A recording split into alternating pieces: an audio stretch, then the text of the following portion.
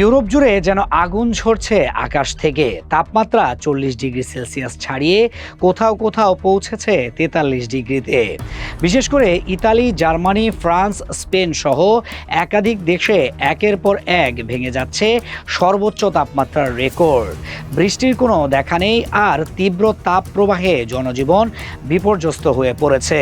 প্রচণ্ড গরমে রাস্তার পিচ এতটাই উত্তপ্ত যে সেখানেই ডিম ভাজা যাচ্ছে, এমনকি গাড়ির বিভিন্ন অংশ গলতে শুরু করেছে। আগুন ঝরা এই দাবদাহে মানুষ থেকে শুরু করে পশু পাখি কারও মিলছে না স্বস্তি। ঘরের বাইরে বের হওয়াই যেন এক কঠিন চ্যালেঞ্জ। এই ভয়াবহ হিট ওয়েভে ফ্রান্সে প্রায় 1000 এবং স্পেনে প্রায় 350 মানুষের মৃত্যু হয়েছে। একটু বৃষ্টির আশায় এখন দিন গুনছেন ইউরোপের লাখো মানুষ। Freeze that day, well done. Freeze that day, well done. Freeze that day,